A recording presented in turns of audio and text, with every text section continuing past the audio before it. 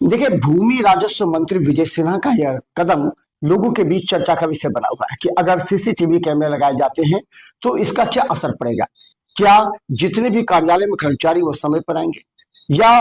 कहा जाता है कि सबसे ज्यादा अंचल कार्यालय में जो भ्रष्टाचार व्याप्त है, जिसके लिए विजय सिन्हा चिंतित भी रहे हैं, कार्रवाई भी किए, लगातार निर्देश भी जारी कर रहे हैं, ताकि आम जनता जो अपने दाखिल खारिज या जमीन से संबंधित कोई कागजात लेकर आए तो उनके साथ मिस हैपनिंग ना हो, या उनको वहां से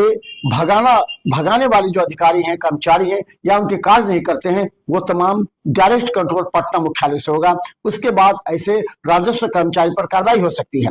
तो पूरे सीसीटीवी 537 प्रखंड और दरभंगा के करीब 18 प्रखंड में भी सीसीटीवी लगाने की इसके लिए सभी जगह के दरभंगा डीएम को भी एक पत्र दिया गया है, जिसके तहत अब सीसीटीवी लगाने की प्रक्रिया जल्द प्रारंभ हो जाएगी। यानी 25-26 में पूरे भ्रष्टाचार खत्म करने, आम जनता की समस्याओं को दूर करने के लिए विजय सिन्हा ने जो कदम उठाया है उसकी चर्चा पूरे बिहार में है।